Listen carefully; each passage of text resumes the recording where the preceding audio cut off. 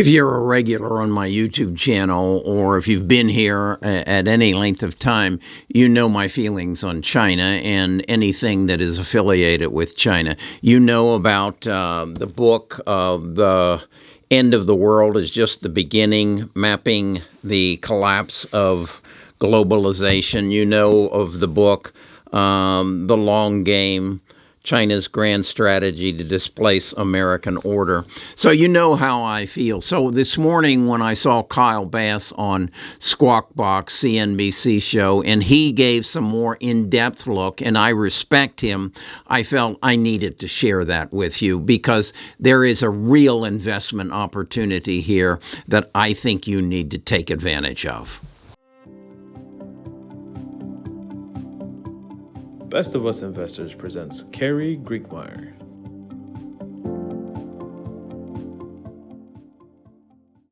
We're entering a new era with our relationship with China. Over the past 40 years, in our desire to get cheaper products and cheaper goods, we took advantage of China's low cost in labor, and that has now come back to kick us. We globalized our economies. We created this flow of ships with huge containers on them, bringing us stuff. We then, at the same time, ran up debt to China so that China could basically take their own currency, which they deflated to build the infrastructure they needed to supply us with goods and services. And now the relationship has changed. Xi Jinping, their emperor, their president, whatever he calls himself, has declared he is going to bury the United States, both economically, militarily, and socially. So we have to become aware of that. As I said, you've read the books, The Deglobalization by Peter Zion. Now, as a result of the coronavirus, this new era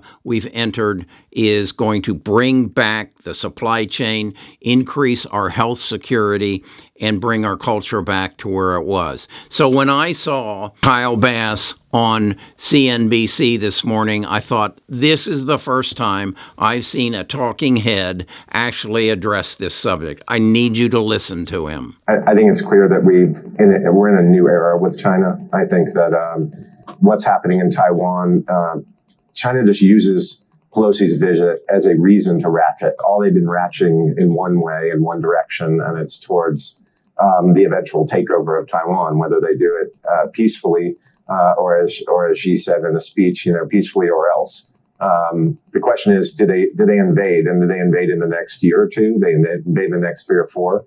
And what does that mean for U.S. national security with our reliance on Taiwan semi for chips and our reliance on China for antibiotic production and blood pressure medicine? There are some things where there is a reliance that is such a deep reliance on China on core areas of our existence. Right here, Kyle's going to use a phrase I want you to remember. He's going to say the economic nuclear button.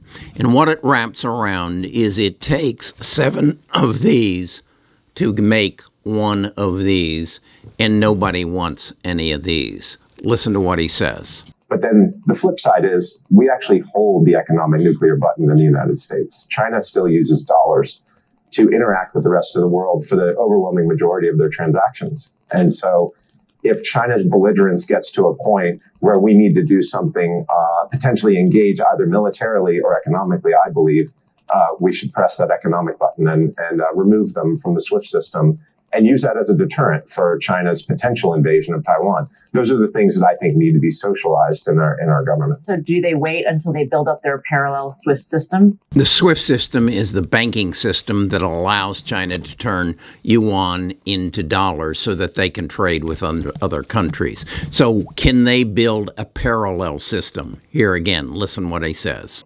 You say parallel SWIFT system. So far, it's kind of like the old axis of evil, right? You have Russia partnering with China. Yeah. And you have Iran as a friend of China, and you have North Korea as a potential friend of China. If the bad guys want to go hang out on the bad block, there is not going to be enough of a, quote, SWIFT system for the bad guys to properly operate. So I don't believe that that's an alternative. I think that their reliance on the globe is still going to be tantamount to their success. And their global primacy is something that they've convinced the academics, some academics in the U.S., some other think tanks, and even some of the Wall Street analysts. A couple of weeks ago, I told you that I was going to start reading books on World War II because I saw some parallels of what Hitler did and what Vladimir Putin is doing and what Xi Jinping might be doing in the future. And much to my surprise, that's exactly what Kyle said. Listen to this.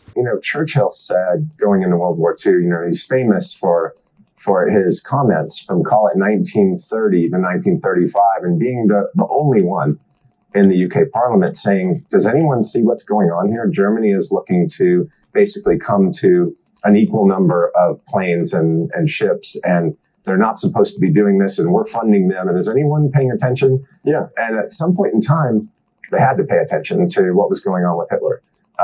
And that appeasement, if I'm rereading this book, Churchill wrote a series of 6 books. One is called The Gathering Storm. That's the first one.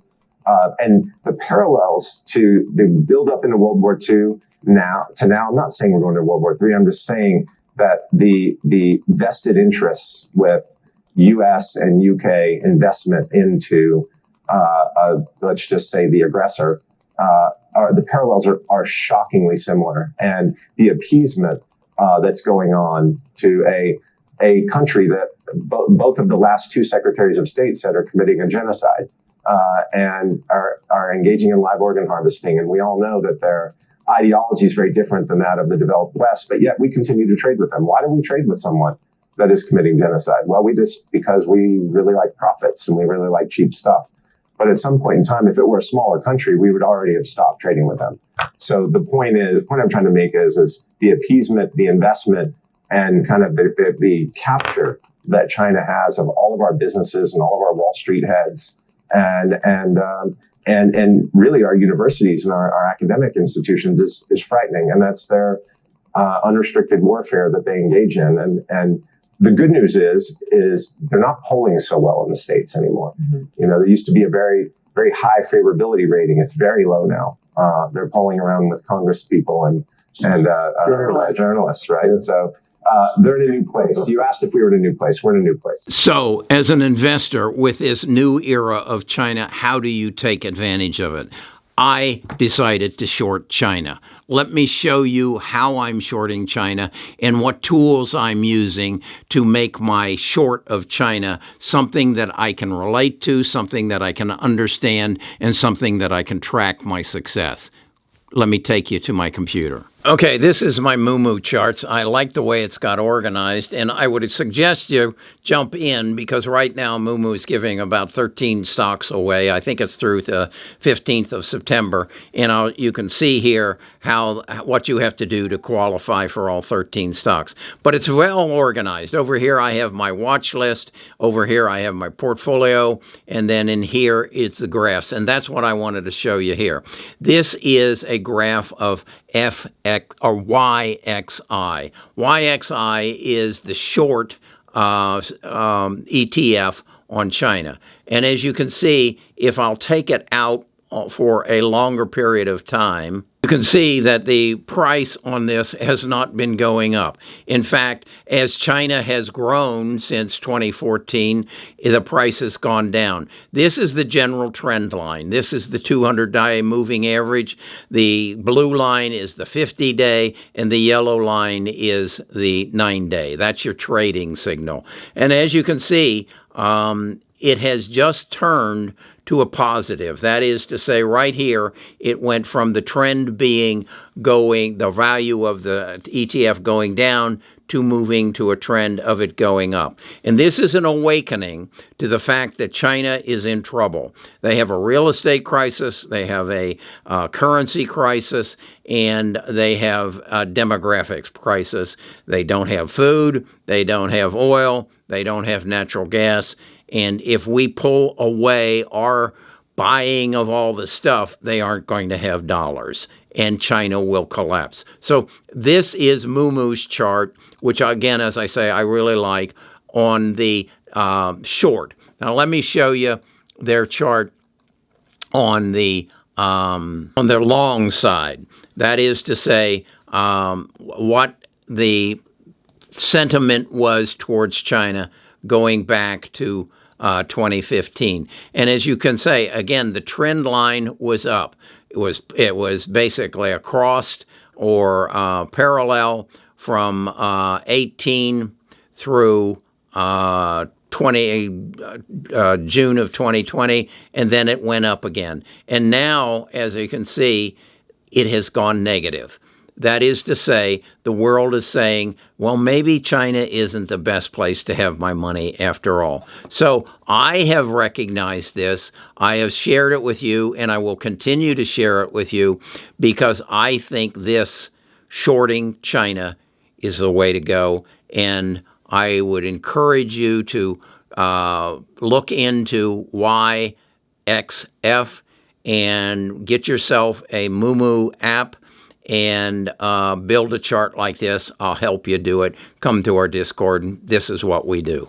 That's YXI and FXI, YXI being the short, FXI being the long. If you'll watch those two, I, again, as I said, use Moomoo. I am very pleased with the charts that I have available to me on my desktop, and then I have the ability to track them on a daily basis through the Moomoo app. I'd suggest you get that. Join our tribe. We have tutorials on how to use technical analysis to support your trading. Talk to you again soon.